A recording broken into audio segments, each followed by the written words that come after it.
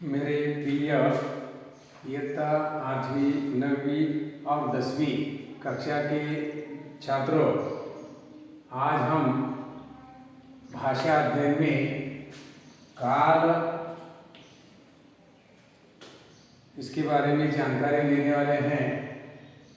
तो सबसे पहले हमें काल किसे कहते हैं, क्या उसकी परिभाषा क्या है, ये समझना आवश्यक है। तो काल किसे कहते हैं, तो क्रिया के जिस रूप से हमें समय का बोध होता है, यानी क्रिया के जिस रूप से हमें किसका बोध होता है, यानी समय का बोध, समय का बोध होता है, उसे हम क्या कहते हैं, काल कहते हैं। जैसे खाता है, सोता है, रोता है, खाएगा, खा रहा था, ये जो वाक्य है समय का बोध होता है। जैसे कि मैं प्रार्थना करता हूँ, यहाँ समय का कुछ बोध होता है। मैं खाना खा रहा था, खाने की क्रिया अभी चालू है, यानी क्रिया के जिस रूप से हमें समय का बोध होता है उसे भाषा अध्ययन में काल कहते हैं। तो इस काल के मुख्य 3 भेद हैं, एक वर्तमान काल, दूसरा भूतकाल और तीसरा भविष्य काल। तो वर्तमान काल यानी साधा वर्तमान काल या सामान्य वर्तमान काल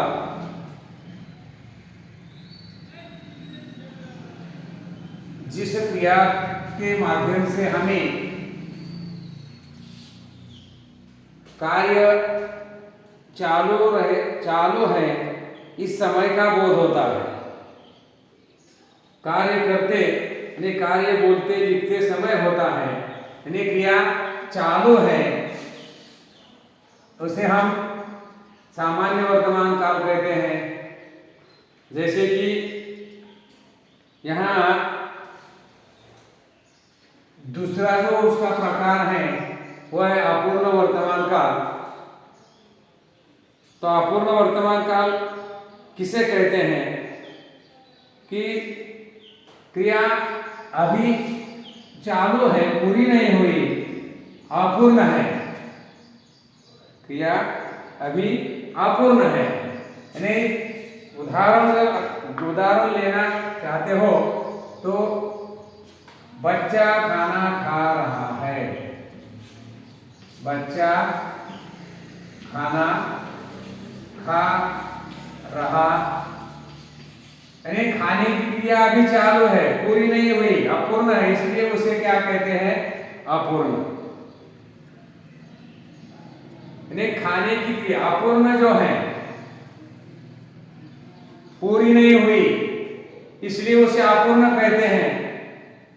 और इस अपूर्ण क्रिया जैसे कि यहाँ क्रिया पूर्ण नहीं हुई, अपूर्ण है, इसलिए उसे अपूर्ण वर्तमान काल, अपूर्ण भूतकाल, भविष्य काल ऐसे कहते हैं। तो यहाँ तीसरा जो भाग है वो भेद है वर्तमान काल का, वह है पूर्ण, यानी क्रिया इस समय क्रिया पूर्ण हुई है, इस समय क्रिया पूरी हुई है। तो ये जो वाक्य है, बच्चे ने खाना खा लिया है, क्या होगा, बच्चे ने खाना खा लिया है। ये 3 यहां अगर एक ही उदाहरण लेना चाहते हो तो बच्चा खाना खाता है, यानी अभी यहाँ खाने की क्रिया चालू है, यहाँ अपूरी है, अपूर्ण है और यहाँ पूरी हुई है। बच्चे ने खाना खा लिया है, यानी यहाँ क्रिया क्या हुई है, पूरी हुई है। यानी तीनों कालों में यहाँ चालू क्रिया, अपूर्ण क्रिया और तीसरा जो है पूर्ण क्रिया, यानी क्रिया यहाँ पूरी हुई है। तो ये वर्तमान काल यानी काल के तीन भेद हैं, मुख्य भेद वर्तमान काल, भूतकाल और भविष्य काल। तो उसमें वर्तमान काल के तीन भेद है और इन तीन भेदों के अनुसार यहाँ तीन वाक्य मैंने आपके सामने रखे हैं। तो इसके साथ ही आपको इन तीनों कालों की जानकारी आपके समझ में आई होगी और आगे का जो प्रकार है, ये जो भूतकाल के भी तीन भेद हैं, जैसे साधा भूतकाल, अपूर्ण भूतकाल और पूर्ण भूतकाल। तो ये पूर्ण भूतकाल में या अपूर्ण भूतकाल में यहाँ क्या कुछ वाक्य, यही वाक्य मैं लेता हूं, बच्चे ने खाना खाया, बच्चे ने खाना खाया है, खाया था है, सॉरी था नहीं, यहाँ क्रियापद जो होता है था है। बच्चे ने खाना खाया था, ये क्रिया चालू है। अगर यह क्रिया हमें अपूर्ण भूतकाल में देखनी है तो बच्चा खाना खा रहा था, बच्चा खाना खा रहा था, यानी खाने की क्रिया कैसी है, अधूरी है, पूरी नहीं हुई, तो अधूरी है। और यही तीसरा जो भेद है पूर्ण भूतकाल, बच्चे ने खाना खा लिया था, यानी ये क्रिया पूरी हुई भूतकाल में। अगर आप भूतकाल में जो क्रियापद होते हैं था, थी, थे, ये क्रियापद जो है ये भूतकाल के होते हैं, ये हमें याद रखना चाहिए। और वर्तमान काल के जो क्रियापद हैं ये है, हो, अनेकवचनी है, ये सब भूतकाल के क्रियापद है और सॉरी वर्तमान काल के। और ये था, थी, थे, ये जो क्रियापद हैं ये भूतकाल के हैं, ये आपके समझ में रहना चाहिए। और ये वर्तमान काल के हैं।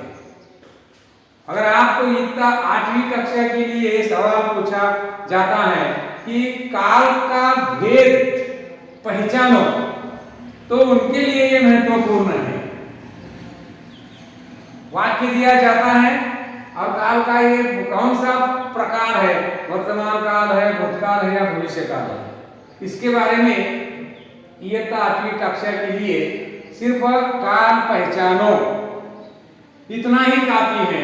लेकिन 9वीं और 10वीं कक्षा के लिए काल परिवर्तन कीजिए, काल परिवर्तन कीजिए। वाक्य दिया जाता है और उसके आगे लिखा जाता है उस जिस काल में वाक्य परिवर्तित किया करने का है वह काल का नाम वहां लिखा जाता है। जैसे कि अभी मैंने वर्तमान काल के वाक्य भूतकाल में किए, इसे काल परिवर्तन कहते हैं। यानी यहाँ ये देखो बच्चा खाना खा रहा है, यह वाक्य वर्तमान काल का है, तो उसे भूतकाल में करना है। तो यही वाक्य बच्चा खाना खा रहा था, यही परिवर्तन करना है। इतना 9वीं और 10वीं कक्षा के छात्रों के लिए ये काल परिवर्तन है। अगर ये जो वाक्य हैं ये भूतकाल के भेद आपके समझ में आए होंगे तो आगे चलकर ये भविष्य काल का जो भेद है, यानी आगे आने वाला जो काल होता है भविष्य काल, जो पीछे हुआ है वो भूतकाल, और जो चालू है उसे वर्तमान काल कहते हैं। तो यही वाक्य लेना है कि बच्चा खाना खा रहा है, उसका भूतकाल में हुआ बच्चा खाना खा रहा था, खाता था, सॉरी, और यही वाक्य भविष्य काल में लिखना हो, बच्चा खाना खाएगा। यही वाक्य अगर आप परावर्तित करना है भविष्य काल में, तो हमें यह वाक्य कैसा होगा, बच्चा खाना खाएगा,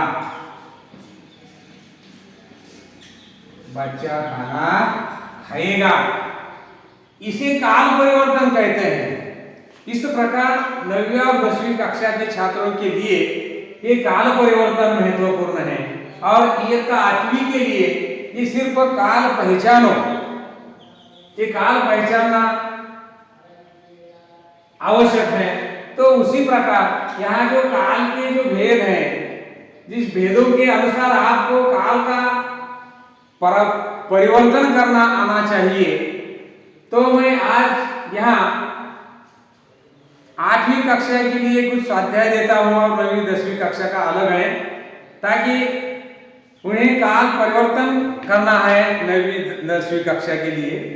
और 8वीं के लिए उन्होंने 10 वाक्य ऐसे तैयार करने हैं, वाक्य करके उसका काल पहचानना है, किस काल का वाक्य है उसका नाम लिखना है। और 9वीं 10वीं कक्षा के लिए काल परिवर्तित यानी काल परिवर्तन कीजिए, ऐसे 10-10 वाक्य तैयार करने हैं और काल परिवर्तन करना है, ताकि आपका उसमें सराह हो जाए और आपको ये काल के जो 2 अंक हैं, ये अंक आपको आसानी से मिल जाएंगे, यही एक उम्मीद है। तो सभी छात्रों को विनती है कि आप क्या करें, जो भी स्वाध्याय दिए हैं इन स्वाध्यायों को अवश्य छुड़ाना और अपनी नोटबुक में लिखना आवश्यक है। तो अभी आपको इसमें कोई दिक्कत हो तो भी मुझे बताओ, कुछ समस्या हो तो बताओ। और इस काल परिवर्तन का जो भाग है, ये भाग यही समाप्त होता है और मैं यही रुकता हूँ। धन्यवाद।